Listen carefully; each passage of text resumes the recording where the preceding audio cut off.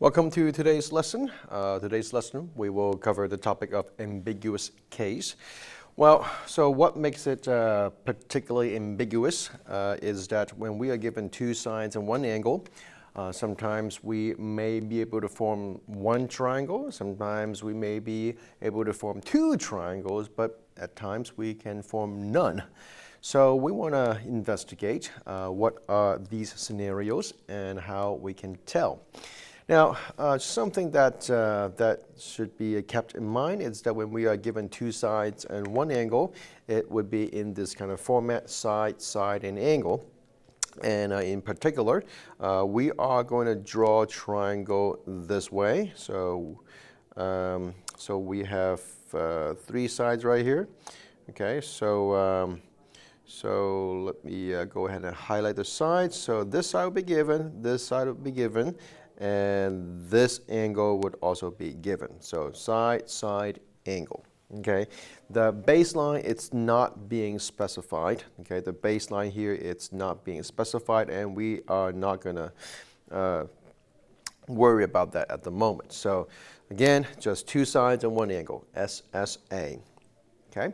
Now, there's something that you also learned back in geometry. I hope you still remember, and that is the longer the side, the bigger the opposite angle, and vice versa. Okay, the bigger the angle, the longer the side. The bigger the angle, the longer the opposite side. Okay, so that means if this angle, it's going to increase in this triangle. That means this side will eventually lengthen as a result. Okay, so that's why if I draw an obtuse triangle, okay, you will say, oh yeah, you have a very big angle right here, and the opposite side would also be the longest side of the triangle. And of course, we can also look at a simple, I want to draw a right triangle. Okay, so that's also the reason why we say the hypotenuse, it's the longest side because, well, inside this right triangle, the largest angle is a 90-degree right angle here. Okay, so we have learned back in geometry times, we investigated some relationship between angles and their opposite sides. So now we are going to look at this, and just a quick review. If you have a triangle A, B, and C, okay, if a triangle A, B, and C, the way we label the side is that this is the small letter A because it's right across the angle A. This is small letter B because it's right across the angle B, and this is called side C because it's right across the angle C. Okay, so now if you look at this, we say, all right, would there be one triangle or no triangle? For the case of obtuse, if you're given an obtuse angle, that's only two possible scenarios. It's either one or no triangle, and we'll see why it would change for other cases in a moment. Okay, so if you say, all right, angle A, okay, angle A, it's 130 degrees, and this A here, it's 5, and angle A, and this is side A, and this is B, and this is side B, and this is C, for example. All right, so now we can quickly tell that there would be no triangle. Okay, if you wonder, like, why? Well, we just talked about earlier, right? The longer, the bigger the angle, the longer the opposite side, right? And based on the sides given, we have a pretty strange scenario right here because, well, B it's 8 and A is 5, so A is shorter, and yet angle A is the largest. Well, that couldn't happen because if angle A is the largest, side A must be the longest. So in this case, we'll say, well, too bad, that's no triangle for you. Okay, because the side A is just not long enough, or actually, I drew a terrible triangle to actually represent this triangle. I should say this. Okay, this is 130 degrees. And then this is my A, this is my B, this is my C, and my B is equal to 8. And now I would want to connect them, but that would be much longer than 8. And yet we only have a 5. Well, that's how we know that's not going to be a triangle. Okay, so when you draw your triangle, make sure that it fits the reality. Okay. So here again, so I'm going to draw another triangle here. That's A. It's 130 degrees. And my length A, it's going to be 8. And my B, it's going to be 5. And we will say, well, that could make some sense because based on the situation that's given, we can tell that there is a possibility of one triangle here. Since based on the two sides given, A is the longest one and angle A is the largest angle. So this is the reason why if an obtuse angle is given, you have just one decision to make. It's either no triangle or one triangle. And the rule of thumb is that the bigger the angle, the longest the side. So if the side, it's, well, if the biggest angle does not have the longest side, well, that's a no-go. That's no triangle. Now, what about this case? If we have an acute angle then, so let's go ahead and draw our triangle right here. So we have A, we have B, and let's make it C right here. Okay, and so we have an angle of 71 degrees, and B is 60. Okay, and now we are trying to investigate, all right, if A has a length of 48, so if A has a length of 48, is it long enough to touch the baseline?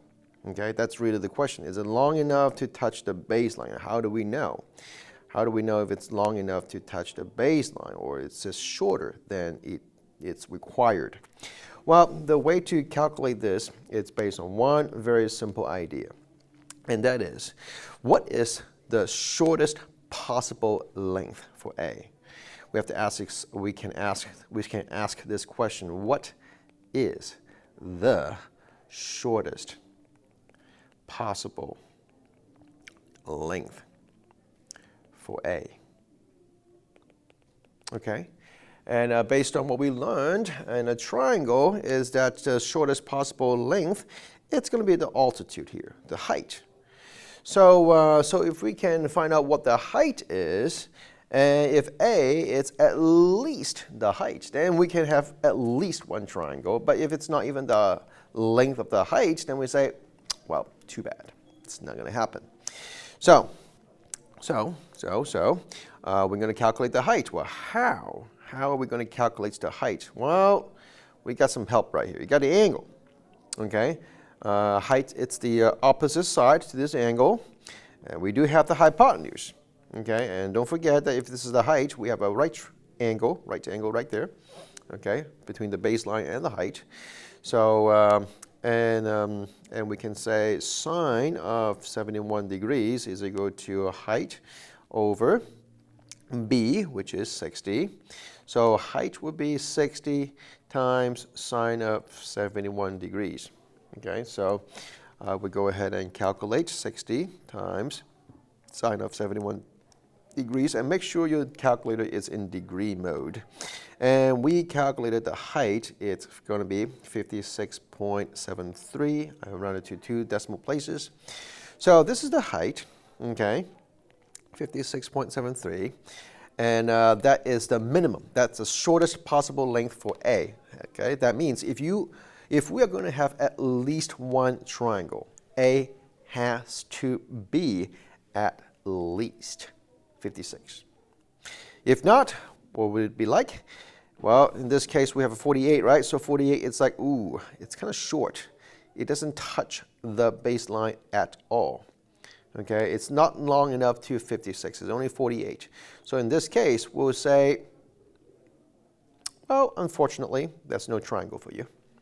Okay, so that's the example on your worksheet. Okay, on the down below with the acute angle.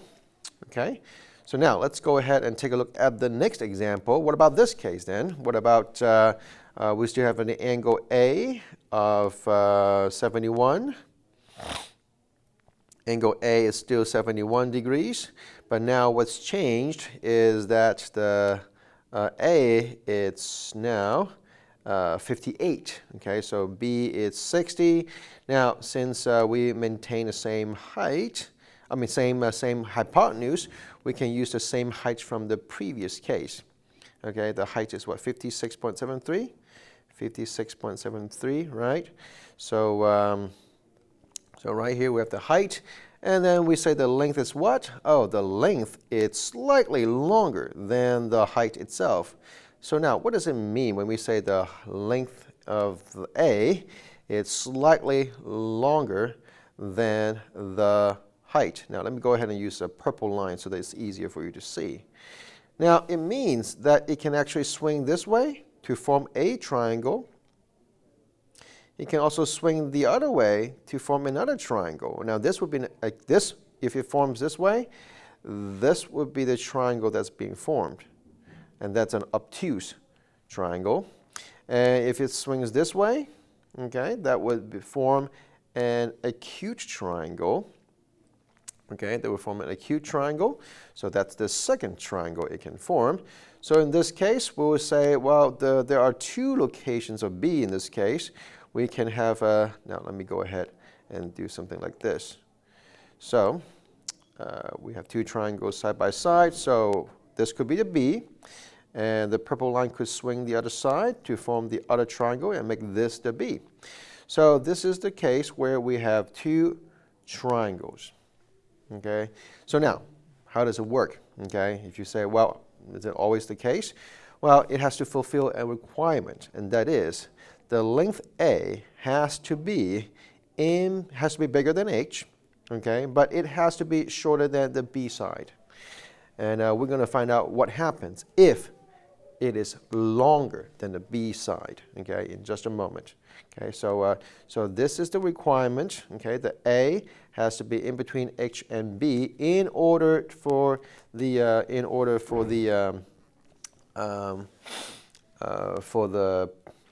conditions to form two triangles. Okay, what about this one? What about this one? Now, in this case, we have the, well, pretty much similar situation. We still have a 71 degree for angle A. B is still 60.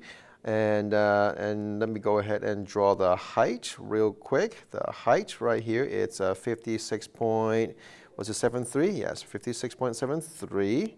And now we are going to draw a line right here. That's the presumably the A. Now, A in this case, it's longer than H, so we know there is at least a triangle. It's just a matter of is it 1 or is it 2? Now, the problem is this, okay? The problem is that if I want to swing on either side, keeping the same length, the end of the line is not touching the baseline yet because it's too long. It's longer than B. So that means the only way it can make a triangle is that when the baseline, well, it's not specified again, okay, we have to extend, we have to swing to this side, okay, because it's pretty long. So this is your A side, and that's 65, and this would be your new point B, okay? So when A is bigger than B, and in that case, that's only one triangle because that's just you can't swing to this side and make two triangles, okay, and still maintaining the fact that this angle is 71 degrees. So that's how we can conclude here. That's only one triangle. Now on your worksheet, okay, which is shown right here, you have a very succinct table to detail the kind of situation. So again, just to recap, obtuse. If angle A is an obtuse, it's just either one solution or no solution. It all based on whether A is the longest side, because A is the obtuse angle, A has to be the longest side. If A is acute, then we have to take the height into consideration. So if A is equal to height or in between the height and B, then you have one solution. Okay, if it's less than the height, that's no solution. But no, sorry, my bad. Yeah, I should say if A is equal to the height, that's only one solution. If it's in between height and B, then you have two solutions. Okay, if A being the longest side of all, then you are down to one solution here. So look at these examples. Okay, that's being drawn. Draw on your own picture or on your own paper, and try to see it for yourself. Okay, I think the key here to understand is to understand how dynamic it could be. That would really help your understanding here.